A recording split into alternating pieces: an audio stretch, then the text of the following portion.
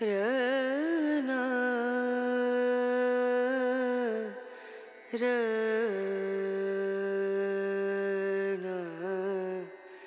रनु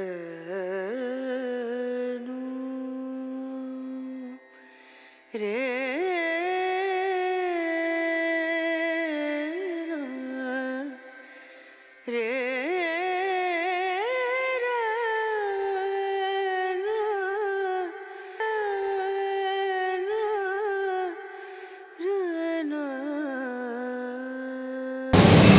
সকাল সকাল কাশিতে চা আর বিস্কুট দিয়ে আজকে সকালে জার্নিটা শুরু করলাম।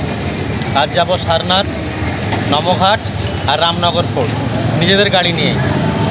কাশিতে এলে মোটামুটি প্রত্যেকটা বেলাতে দুবার করে চা কিন্তু মাস্ট।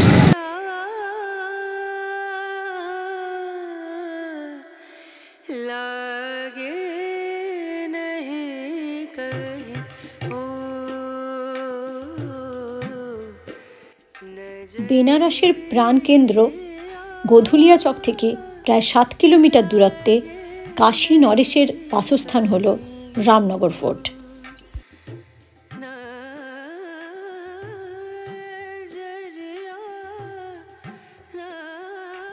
বেলে পাথরের কাঠামো এবং রাজপুতানা শৈলীতে 1750 সালে কাশী নরেশ মহারাজা বলবন্ত সিং এই রামনগর ফোর্ট নির্মাণ করেন।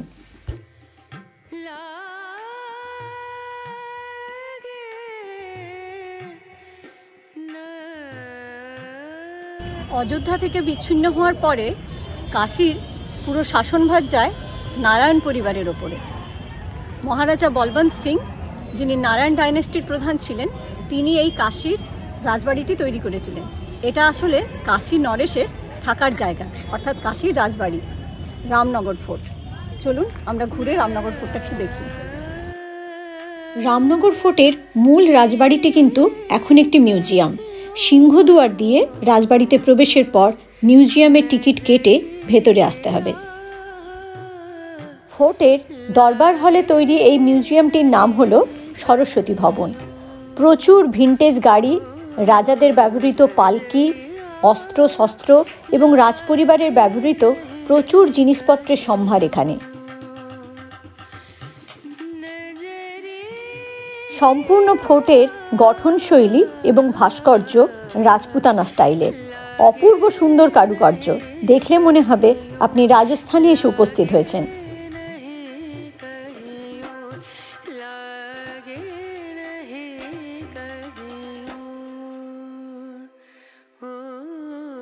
আমরা এখন যাচ্ছি রাজবাড়ি থেকে গঙ্গাতে যাওয়ার পথে। গঙ্গার তীরে এই রাজবাড়িটা অবস্থিত এবং তুলসী ঘাট যে আছে তার ঠিক উল্টো দিকে। রাজবাড়ি থেকে গঙ্গার যাওয়ার যে রাস্তাটা একদম রোমাঞ্চকর, মনে হবে আপনি কোনো গুপ্ত কুঠুরিতে প্রবেশ করছেন। কখনো কিছু সিঁড়ি দিয়ে নিচে নেমে, কখনো কিছু সিঁড়ি বেয়ে ওপরে উঠে একটি ছোট্ট দরজার মধ্য দিয়ে আমরা বাইরে এলাম এবং বাইরে এসেই যা দেখলাম তা একদম অপার বিস্ময়। রামায়ণের রচয়িতা বেদব্যাসের মন্দির আছে এখানে। মন্দিরের ভেতরে আছে 3টি শিবলিঙ্গ।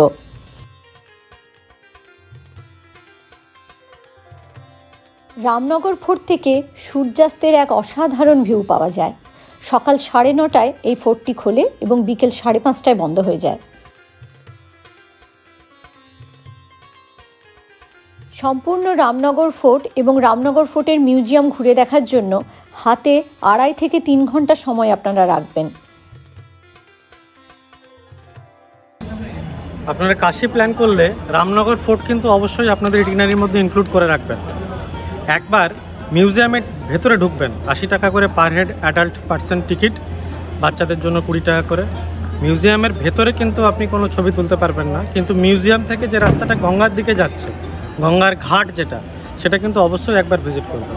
খুব সুন্দর জায়গা, বিকেলের দিকে এলে খুবই ভালো লাগবে আর খুব সুন্দর সুন্দর ফটো উঠবে। আমাদের পরামর্শ, একটা পুরো দিন বরাদ্দ রাখুন রামনগর ফোর্ট, সারনাথ এবং নমঘাটের জন্য। অনেকক্ষণ ফোর্টে হাঁটাহাঁটি করে গলাটা শুকিয়ে গেছে, তাই গলা ভেজাবার জন্য একদম ফোর্টের গেটের সামনেই রাবড়ি মালাই লস্যি। 50 টাকা পার ক্লাস। খুব ভালো, খুব সুন্দর। তাহলে এখন এমনিতেই এখন টেম্পারেচার বাইরে 32, 33, 34 এরকম, আর উপরে যদি 1 কাপ ঠান্ডা লস্যি পাওয়া যায়।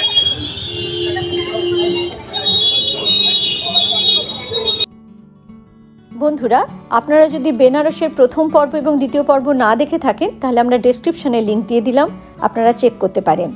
আমাদের পরবর্তী গন্তব্য নমঘাট।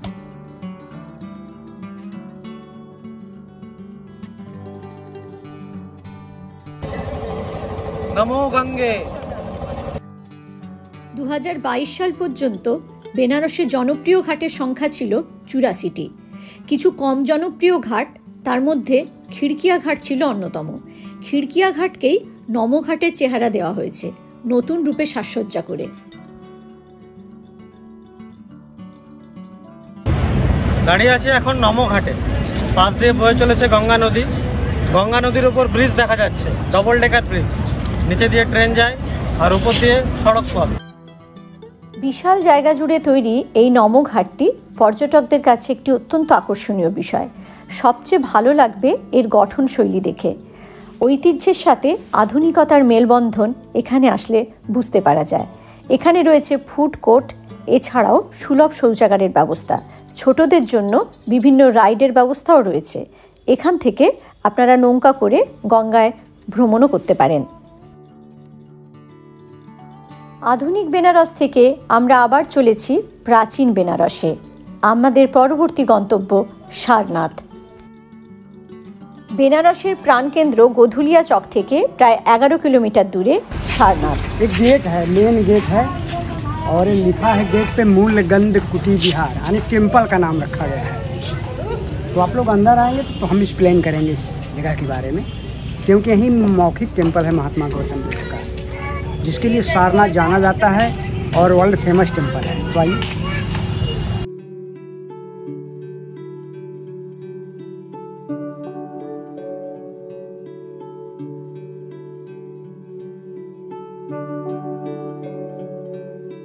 इस टेम्पल का निर्माण कार्य श्रीलंका के द्वारा किया गया। प्रेजेंट टाइम में मेंटेनेंस जो है इस टेम्पल को श्रीलंका कंट्री करती है। टेम्पल के अंदर में जो प्रतिमा आप देखेंगे महात्मा गौतम बुद्ध का, बहुत सुंदर सी प्रतिमा, गोल्ड की लगेगी देखने में, लेकिन नहीं, जयपुर का मार्बल है, उस पर गोल्ड प्लेटेड प्रतिमा है। टेम्पल के अंदर में जो प्रतिमा आप देखेंगे उसके बैकग्राउंड में 10 फीट अंडरग्राउंड सिल्वर बॉक्स में बुद्ध की अस्थि इसी टेम्पल में रखी गई है। সারনাথ মন্দিরের প্রতিষ্ঠাতা অনাগরিকা ধর্মপাল, ইনি একজন প্রকৃতপক্ষে শ্রীলঙ্কান, যিনি ভারতবর্ষের বৌদ্ধ ধর্মের বিস্তার ঘটিয়েছিলেন। হিন্দুদের 4 ধামের মতো বৌদ্ধ ধর্মেও 4টি পবিত্র স্থানের উল্লেখ রয়েছে। প্রথমটি নেপালের লুম্বিনী কপিলাবস্তু, যেখানে ভগবান বুদ্ধ জন্মগ্রহণ করেছিলেন। দ্বিতীয়টি বিহারের বুদ্ধগয়া, যেখানে সিদ্ধার্থ বোধ বা জ্ঞান লাভ করে গৌতমে পরিণত হয়েছিলেন। তৃতীয়টি এই সারনাথ, যেখানে ভগবান বুদ্ধ তার প্রথম জ্ঞানদান করেছিলেন 5 জন শিষ্যকে। এবং চতুর্থটি কুশীনগর, যেখানে ভগবান বুদ্ধের পরিনির্বাণ হয়েছিল।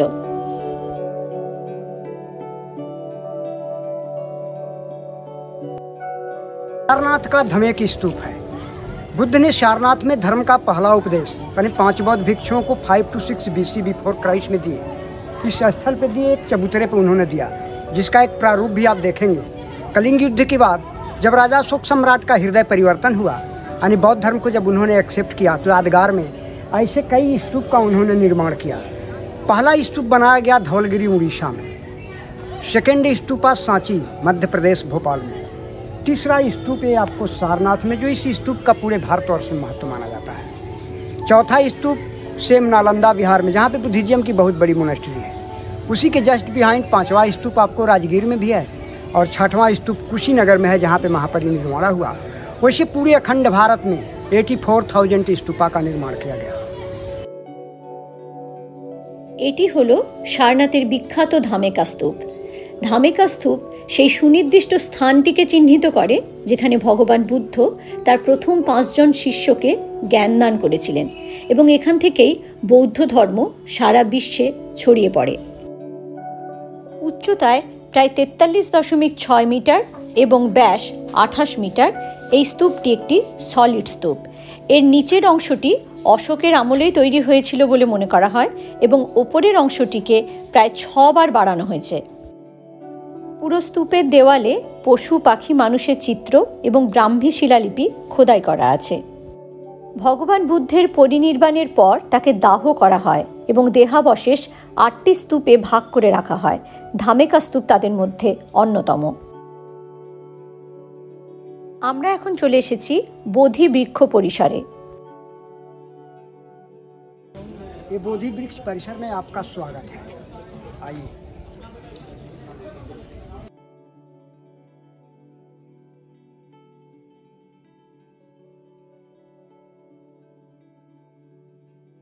हाँ, मतलब ओरिजिनल बोधि वृक्ष की जो पेड़ था जहाँ पे बुद्ध को इनलाइटमेंट यानी ज्ञान की प्राप्ति हुई वो तो बोधगया विहार है। सेकेंड शाखा कलम करके कोलंबो में गया।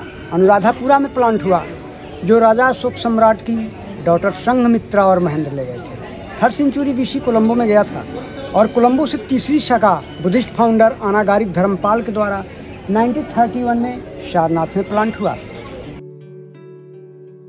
ধামেকা স্তূপের পরিসরেই ভগবান বুদ্ধ তার 5 শিষ্যকে বোধি বা জ্ঞান দান করেছিলেন। তারই একটি প্রতীকী রূপ এই বোধি বৃক্ষের নিচে তৈরি করা হয়েছে।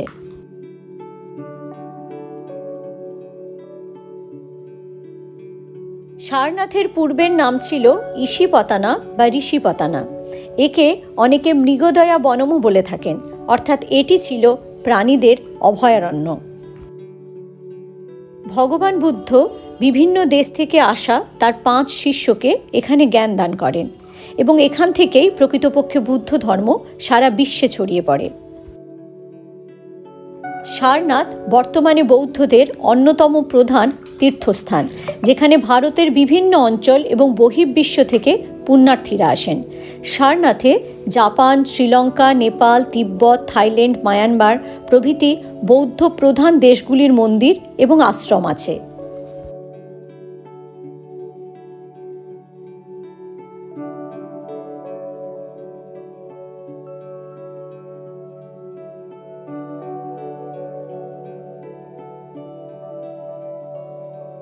इस घंटे का वेट है 2010 kg यानी 2 टन 10 kg है।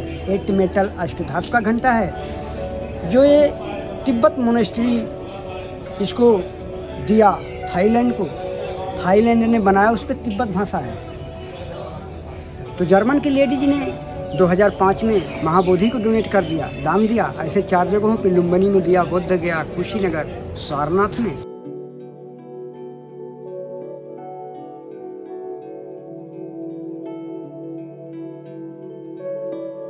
আমরা এখন চলেছি সারনাথের মূল মন্দিরের দিকে, যেখানে ভগবান বুদ্ধের দেহাবশেষ সংরক্ষিত আছে।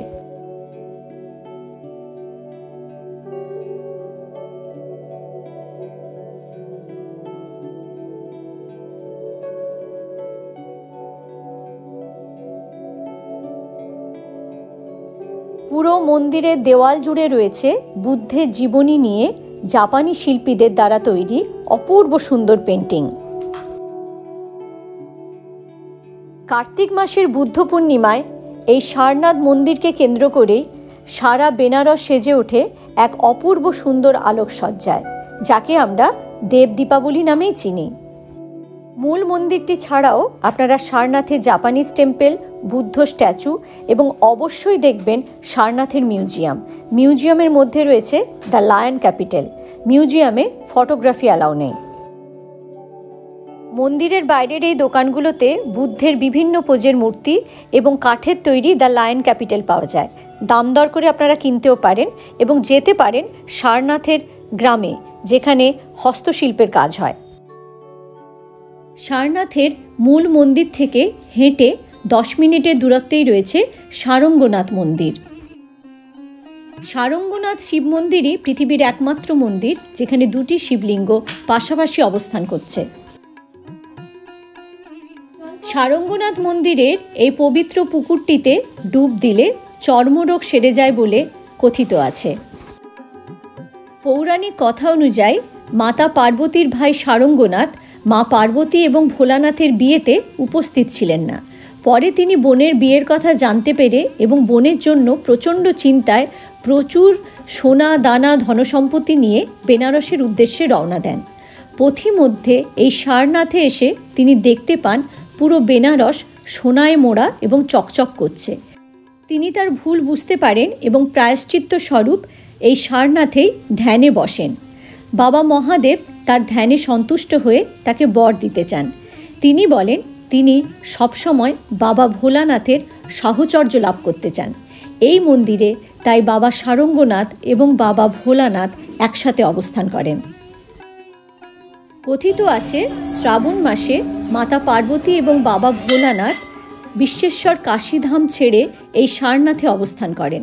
তাই সারঙ্গনাথ মন্দিরে শ্রাবণ মাসে বিশাল বড় মেলা বসে এবং প্রচুর ভক্ত সমাগম হয়। গরমা গরম লিট্টি চোখা।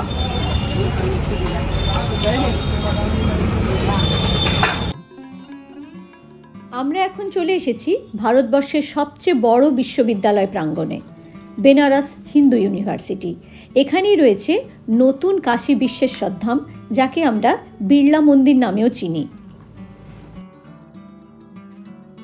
মহাপণ্ডিত মদনমোহন মালব্যর দ্বারা তৈরি এই বেনারস হিন্দু বিশ্ববিদ্যালয়টি ঘুরে দেখতে প্রায় একদিন সময় লাগবে। 1966 সালে ভক্তদের জন্য খুলে দেওয়া এই মন্দিরের চূড়াটি পৃথিবীর সবচেয়ে উঁচু মন্দিরের চূড়া হিসেবে প্রসিদ্ধ, যার উচ্চতা 250 ফিট। আছে এখন বারাণসীর বিখ্যাত Hindu university, Banaras Hindu university. BHU ক্যাম্পাসের ভেতরে শ্রী বিশ্বনাথ মন্দির, এটাকে বিড়লা মন্দিরও বলে।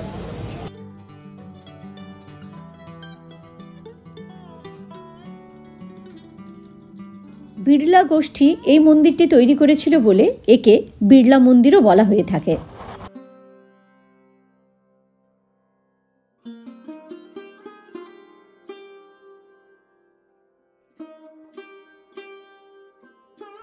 মন্দির প্রাঙ্গণে রয়েছে মদনমোহন মালব্যের একটা বড় স্ট্যাচু।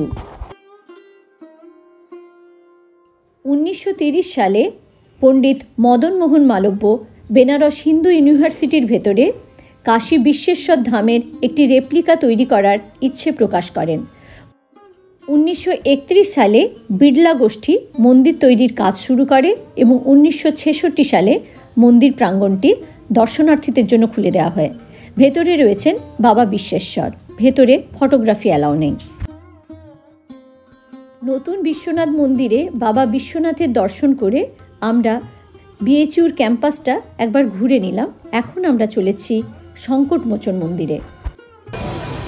বিএচইউ ক্যাম্পাসে বিড়লা মন্দির দেখার পর আমরা এলাম ওখান থেকে 1 কিলোমিটার দূরে সংকটমোচন মন্দির। 12টা থেকে 3টে পর্যন্ত বন্ধ থাকে।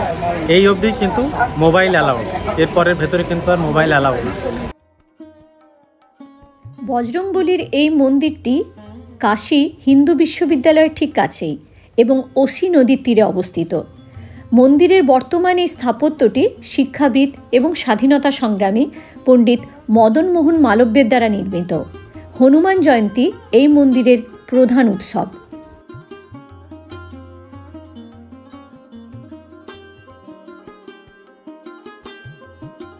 সংকটমোচন মন্দিরের পর আমাদের পরবর্তী গন্তব্য কাশী কোতোয়াল কাল ভৈরবের মন্দির। কথিত আছে কাল ভৈরব হলেন কাশীর কোতোয়াল কিংবা কাশীর রক্ষক। কাল ভৈরবের অনুমতি নিয়েই কাশীতে প্রবেশ করতে হয়। কাল ভৈরবের গলায় নরমুণ্ডের মালা এবং এর বাহন কুকুর। কাল ভৈরব কাশীর কোতোয়াল, ইনি সারা দিন কাশীকে পাহারা দেন এবং রাত্রিবেলা এই দায়িত্ব তিনি অর্পণ করেন বারাহী মাতার উপর। বেরোলাম কাল ভৈরব মন্দির থেকে পুজো দিয়ে। কাল ভৈরব হলো কাশীর কোতোয়াল। কাশীতে ঢুকতে গেলে কাল ভৈরবের পারমিশন নিয়ে কিন্তু ঢুকতে হয়।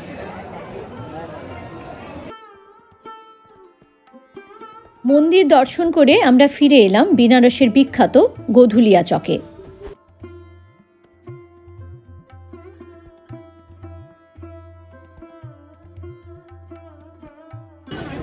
কাশী আসবো আর রাবড়ি টেস্ট করবো না, সেটা তো হতে পারে না। হয় সন্ধ্যাবেলায়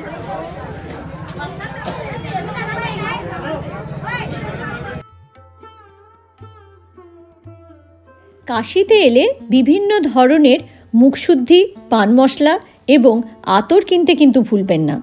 আরেকটি কাশীর বিখ্যাত জিনিস হলো প্যাড়া। প্যাড়ার কথা বলতে গেলে কুঞ্জ সাহুর প্যাড়ার দোকান কাশীতে বিখ্যাত।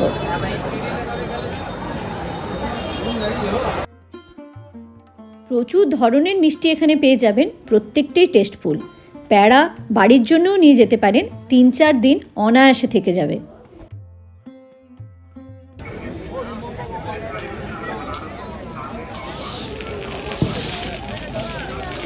নদীকে তো আর নিয়ে যেতে পারবো না। আমাদের সাথে বেনারস ভ্রমণ আপনাদের কেমন লাগলো কমেন্টে জানাতে ভুলবেন না। পরের পর্বে বাবা বিশ্বনাথের স্পর্শ দর্শন সম্পর্কিত তথ্য এবং গোধুলিয়া চকের উপরে অবস্থিত বেশ কিছু হোটেলের ফোন নাম্বার আমরা ভিডিওতে শেয়ার করে দেব। ততক্ষণ ভালো থাকবেন, সুস্থ থাকবেন এবং অবশ্যই ভ্রমণে থাকবেন।